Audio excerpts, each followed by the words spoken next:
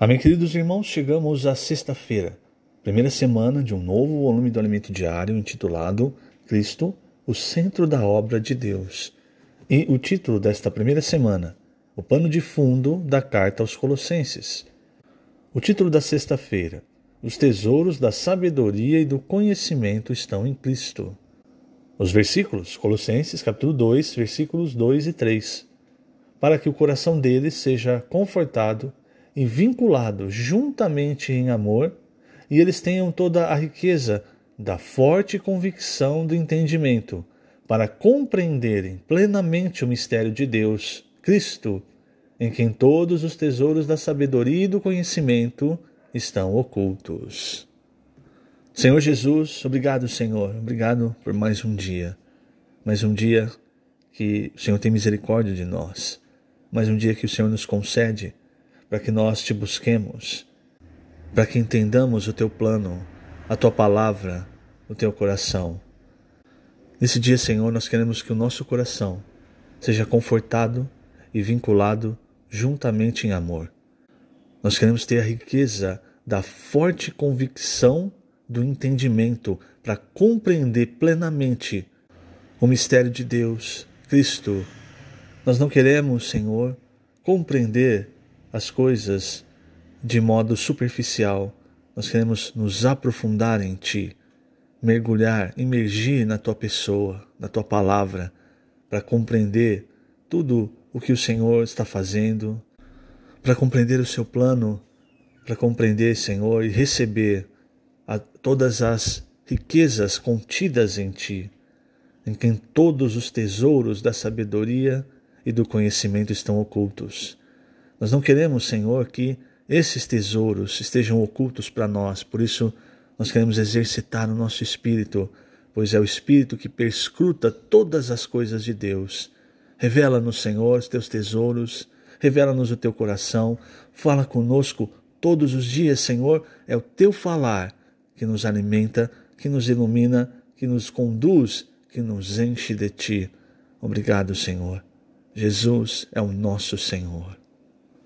Muito bem, queridos irmãos, ainda continuando então, vendo o pano de fundo da carta aos Colossenses, ou seja, por que Paulo escreveu essa carta. Eu vou começar na sexta-feira lendo o primeiro parágrafo.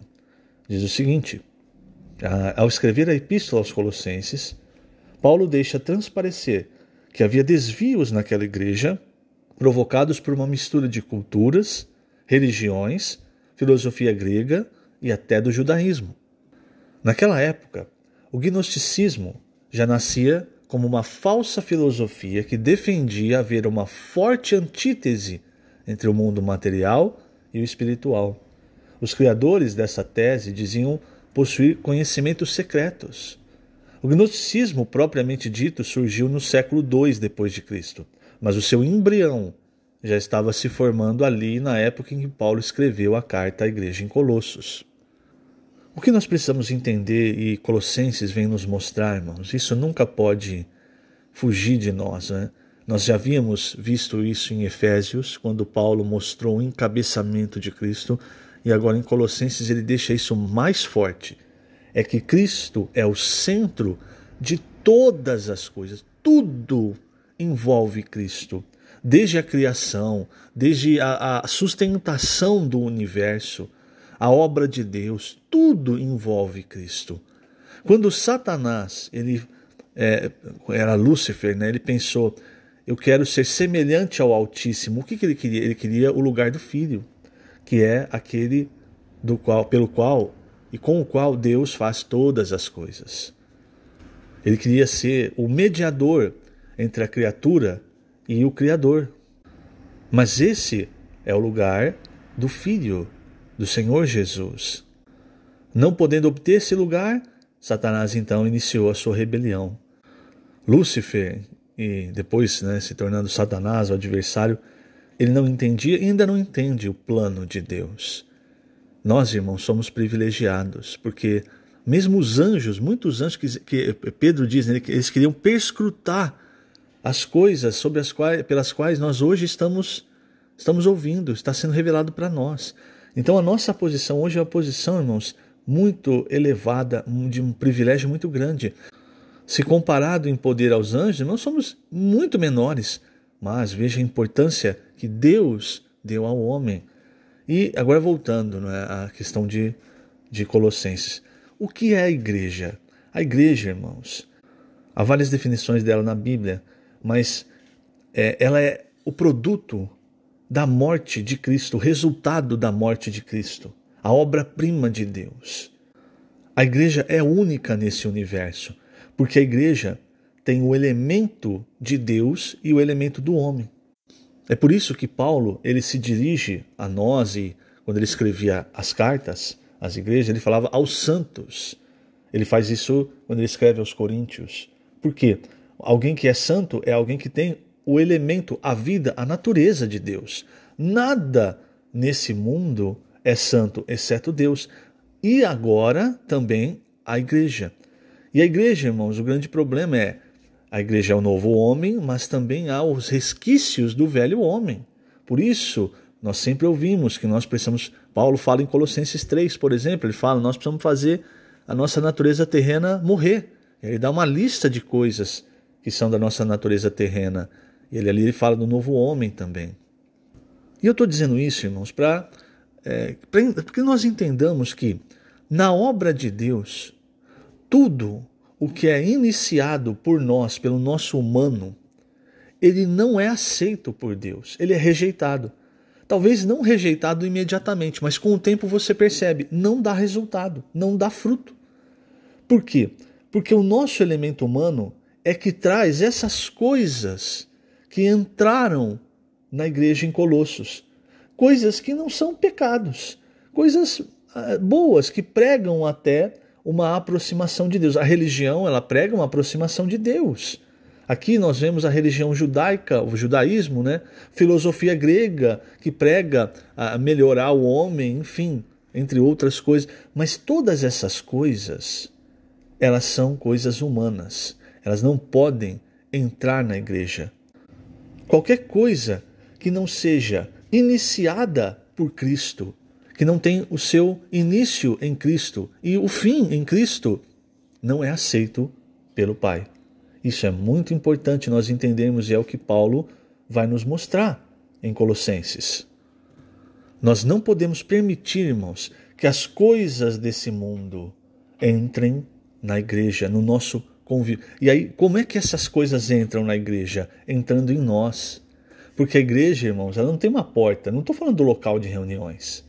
A igreja somos nós. Então a porta da igreja também somos nós. Então somos nós que trazemos essas coisas para a igreja, que é santa, que está sendo cada vez mais santificada pela água da palavra, por esse rio da vida.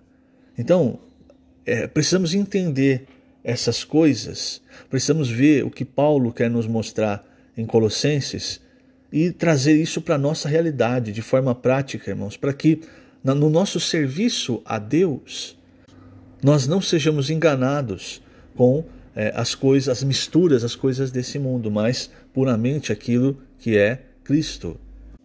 Então, na época da igreja em Colossos, como nós vemos aqui no Alimento Diário, o embrião do gnosticismo já estava se formando e isso atrapalhou muito a igreja.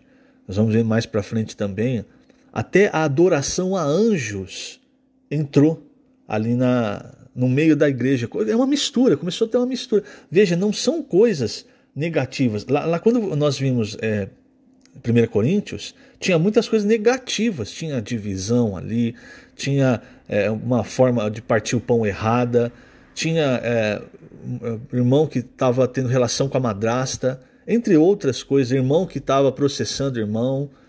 Agora, aqui em Colossos, veja, não são coisas negativas, pecaminosas, mas são coisas que desviam a nossa atenção de Cristo. Tiram Cristo do centro da obra de Deus. É isso que não pode acontecer na nossa vida. Então, eu vou ler aqui na página 17, no último parágrafo, vai explicar um pouco do que é essa questão do gnosticismo. O que é isso, essa palavra estranha que começou a ter a sua raiz, seu embrião ali em Colossos. Então, página 17, finalzinho, diz assim: a palavra gnósticos, em grego, passa a ideia de alguém que sabe ou que entende. Na teoria dos gnósticos, o universo material é imperfeito. Assim também a carne, o corpo humano, o que implica sofrimento. O homem só pode ser liberto mediante a gnose, isto é, o conhecimento intuitivo sobre o espírito e a natureza da realidade. Esse conhecimento não é o conhecimento racional que vem dos livros, mas aquele intuitivo, espiritual, e poucas pessoas alcançam esse nível. Eles se orgulhavam de ter esses conhecimentos secretos e misteriosos. Acreditava-se, que Deus é como o sol, que emana raios de luz, que seriam entidades espirituais. Os anjos seriam essas entidades, e Jesus apenas mais uma dessas emanações. Por isso, em Colossenses, Paulo ataca o culto a anjos, porque muitos os cultuavam e colocavam Jesus no mesmo nível deles. Então você começa a perceber o que é o gnosticismo. Ele diz o seguinte: olha, tudo é ruim, inclusive a carne, a matéria. Então porque tudo é ruim que há o sofrimento. E isso, irmãos, depois vem a ideia de que se eu começar a lidar com a minha carne, no sentido de afligir a minha carne, vem essa ideia: eu vou estar sendo liberto do pecado, porque afinal é a minha carne que está me impulsionando a pecar. Mas não é assim que funciona, porque não é a carne física, não é a aflição da carne física que vai te libertar do pecado. Então essa cultura estava entrando, né? E mais, esses que então se diziam os gnósticos, eles falavam: não, é só uma pessoa, são só pessoas especiais que têm um conhecimento especiais, secretos e misteriosos. É por isso, olha só, é por isso que Paulo, nesse versículo que nós lemos, ele fala que é só em Cristo que todos os tesouros da sabedoria e do conhecimento estão ocultos. Porque essas pessoas, eles estavam desviando de Cristo e dizendo assim: não, são coisas intuitivas, coisas que você não busca em Deus, coisas que você tem, uma habilidade, um dom. Você percebe? É a maneira, irmão, de Satanás nos distrair de Cristo, que é o centro. E por quê? Porque se nós estivermos encabeçados em Cristo, o plano de Deus é cumprido na nossa vida e, por conseguinte, na vida das pessoas ao nosso redor. Então essas coisas estavam começando a entrar. E aí veja essa teoria da emanação, né? Então falava-se que Deus seria, a ideia de Deus ser como o sol e emanar, assim como o sol emana raios de luz, ele emanava entidades espirituais, como os anjos, e que Jesus seria mais uma dessas entidades. Isso faz com que Jesus estivesse no mesmo nível dos anjos. Há hoje religiões que entendem que Jesus era só um profeta que falou a palavra de Deus, mas não era próprio Deus. Isso faz com que tudo o que está relacionado com a redenção caia por terra, irmãos. Se Jesus não é Deus, ele não pode nos redimir. Logo, nós não temos o perdão do pecado, entende? Veja o perigo dessas coisas. E é por causa disso que Paulo, ali no capítulo 2, versículo 8 até o 10, ele fala assim: cuidado, que ninguém vos venha a enredar com sua filosofia e vãs sutilezas. Lá, quando nós estudamos em Efésios, em a carta aos Efésios, nós vimos que Paulo, quando ele quando ele deixou Timóteo em Éfeso, ele rogou para que Timóteo admoestasse pessoas que estavam falando outras coisas. Ele fala até de fábulas de velhas caducas, coisas que não traziam a economia de Deus. E o que é a economia de Deus? É trazer o plano de Deus, a perfeita compreensão do que Deus quer, de quem Deus é, do que nós somos. Então aqui em Colossenses estava acontecendo algo parecido. Então ele diz: cuidado que ninguém vos venha enredar com sua filosofia e vãs sutilezas, conforme a tradição dos homens, conforme os rudimentos do mundo e não segundo Cristo. Você vê, Cristo é deixado de fora. Porquanto nele, Cristo habita corporalmente toda a plenitude da divindade. Quer dizer, Cristo é Deus. Por que ele estava falando isso? Por causa dessas teorias de que Cristo não seria Deus, não seria uma emanação de Deus como os anjos. Aí versículo 10, também nele estáis aperfeiçoados. Ele é o cabeça de todo principado e potestade. Você vai ver várias vezes o livro de Colossenses falando, tornando Cristo o cabeça, o centro. Porque essa é a posição de Cristo e a importância de Cristo. Vou ler mais alguns versículos. Veja, versículo 18. Ninguém se faça árbitro contra vós outros, pretextando humildade e culto dos anjos, baseando-se em visões. Você percebe? É o que eles falavam, é o embrião do gnosticismo. Nós temos um conhecimento especial, nós temos um dom especial, nós vemos as coisas do mundo espiritual. Só que essas coisas que eles estavam falando, elas estavam apartadas de Cristo. Entende? Não é uma visão de Cristo, como por exemplo Paulo teve, como nós recebemos conforme nós vamos entrando na palavra. Não é essa visão espiritual. Entende?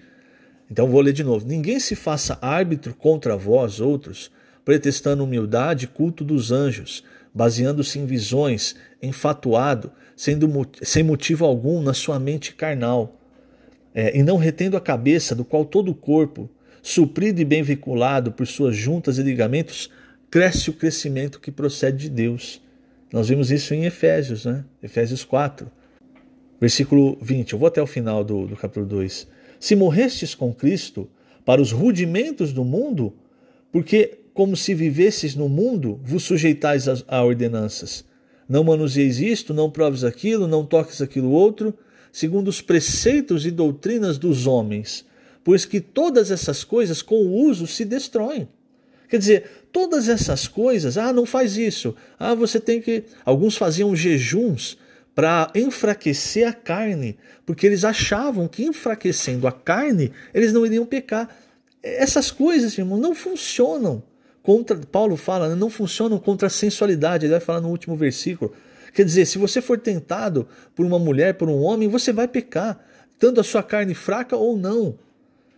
Versículo 23. Tais coisas, com efeito, têm aparência de sabedoria, como o culto de si mesmo, e de falsa humildade. A verdadeira humildade, irmãos, é Cristo. E de rigor ascético. O rigor ascético é exatamente isso, é o ascetismo, é você punir, afligir a sua carne, achando que se a sua carne estiver afligida ou aflita, enfim, desculpe o termo, ela enfraquecida, aí você não vai pecar. Não funciona. Todavia, versículo 23 final, não tem valor algum contra a sensualidade, contra o pecado, irmãos. Então, o que tem valor? O que enfrenta o pecado? O que Paulo em Romanos 8 diz que mortifica os feitos do corpo? É o Espírito, irmãos. É colocar nossa mente no Espírito. É isso, é Cristo como centro da nossa vida. Isso é importante nós entendermos. Vamos falar ainda mais um pouco sobre isso no sábado e no domingo. Que o Senhor te abençoe grandemente nesse dia. Lembrando, estamos colocando essas gravações agora no YouTube da Igreja em Ribeirão Preto, na parte de vídeos. Que o Senhor te abençoe grandemente. Jesus é o Senhor.